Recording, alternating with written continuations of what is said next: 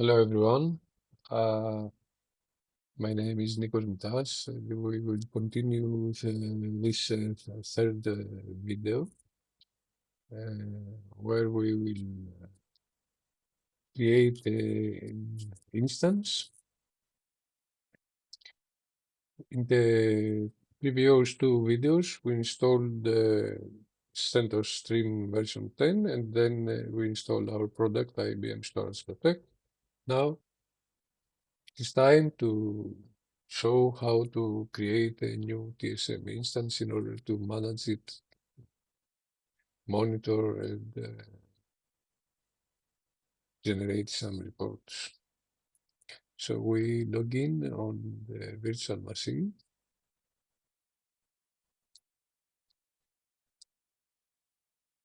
And we run this command, we work with TKLNM for ISP. Okay. We have some options here, but we are interested for the fourth option. We can change the host name, configure the network, show the network, but all we need is to add an instance since we don't have created any TSM instance. So we need the instance name.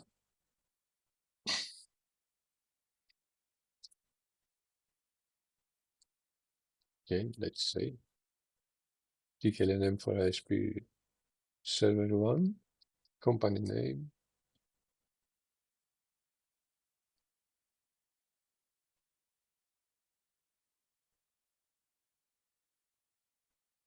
instance IP address,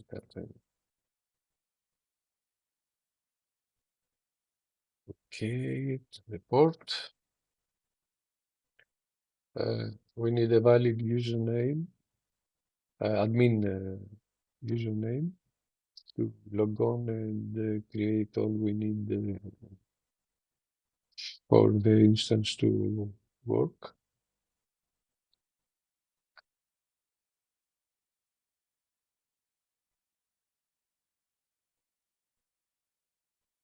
We can add an email address for the automated reports for the center. The recipients that will receive these automated email reports, SMTP server IP and then SMTP server port, but it's not a requirement. You can leave it for now empty and click OK. Okay. Some scripts in the background are running and they create the instance. So we see the instance completed successfully, the instance creation. We cancel and then now we can go to our browser and click on this link. We see that the instance that we created in the previous step, we can see that what is the version of the TSM server, the Storage Protect server, the platform, and the company name. And you see on the right of this instance that it's green, so it is available, of course. Otherwise, we would be able to create that instance. So we click on the instance name and we log in.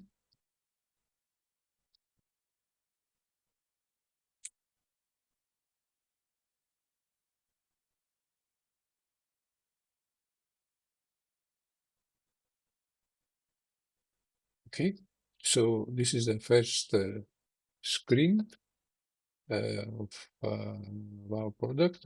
We see the home page. We have a subtab where we can enter some commands, let's say to search, to request, or whatever. We can open the console viewer. So whatever we run, whatever happens, we can see it in real time. Here we see if we have any client sessions running, any processes, any volumes mounted in drives, or outstanding requests that we have to reply in order to proceed. We can see all the volumes if we click in this icon. Here we can see historical reports. We don't have any yet. We can run a report ad hoc. We can back up our database, a TSM Storage Protect database. Choose a device class. We have already defined a device class. And click Submit. Okay, so the results are that the command is this. Started as process 20, and we can monitor the task progress using console viewer. So if we go here, we can see that we have a process that is running. Here we can filter, and let's say we write process 20 and see the results only from this process.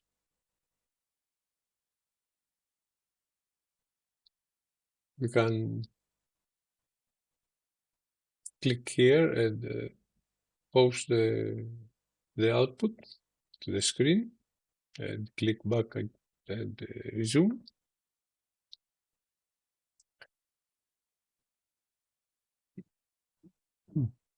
Sorry. So you see here that the database backup completed successfully, and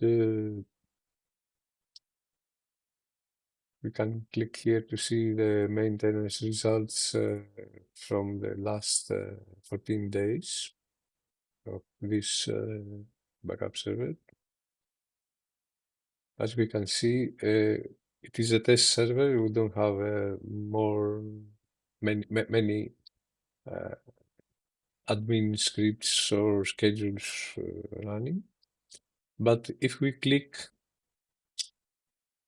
on every day and every command that we run, we can see details. Here we have an error, the same. Here is the command that we ran just 2 minutes before. You can see that all the related entries in the activity log regarding the database backup.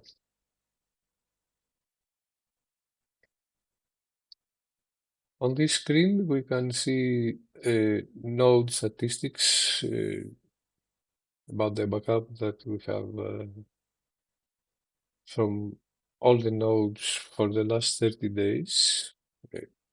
It's a sample screen, this one. When we add to this instance nodes, we will see later that we have the statistics that will fill and see details. Anyway, it will look like this.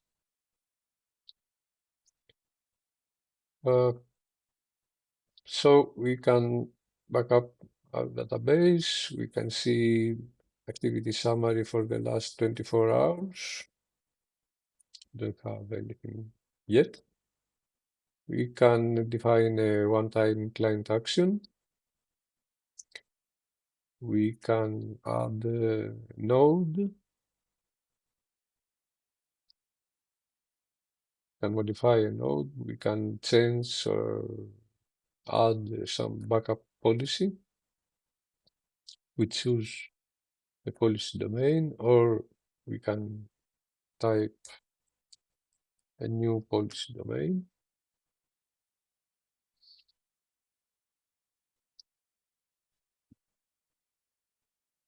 New policy set, new management class, etc. And you choose here the backup destination for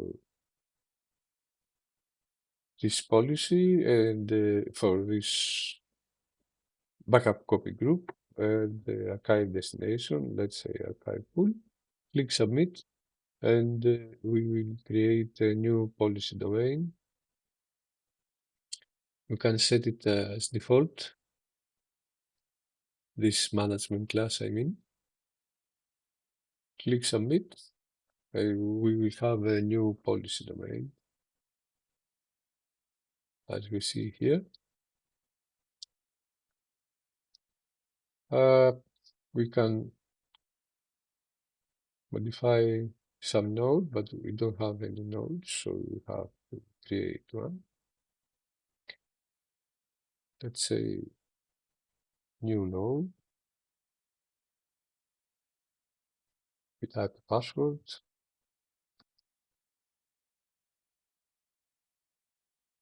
We choose the policy domain. Password expiration.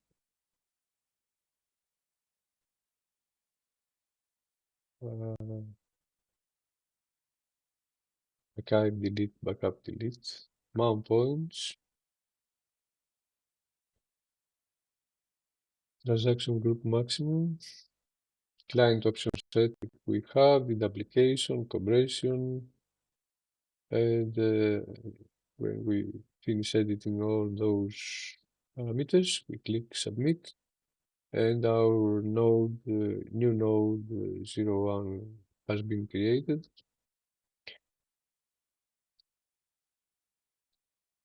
We can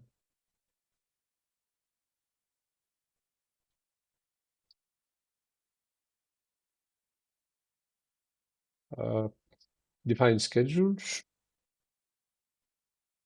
see the already defined schedules, event summary, node associations,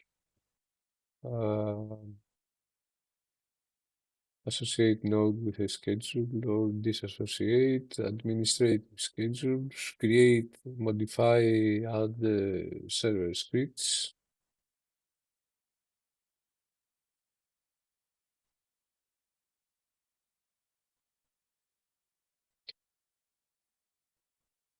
Move disaster recovery media. We choose the state of the source volumes. And then we choose destination.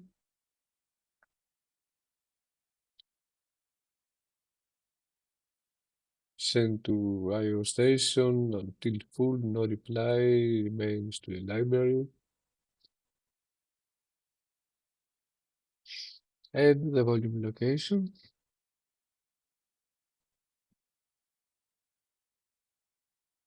We can see device classes, libraries, tape drive usage, library volumes. We have some tapes here. And we can modify library, add library, device class, library path, tape drive, drive path, audit tape library. Choose a tape library and click submit. Yes, okay.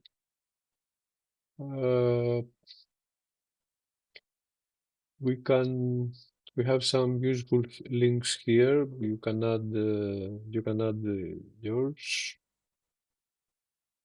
Let's say we want to add the operation center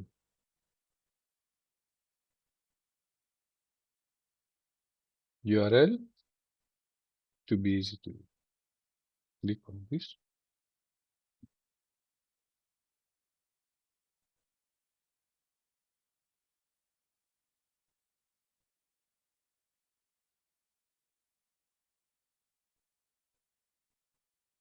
and click submit. Okay, the link was added, but it takes some time, around 1 minute.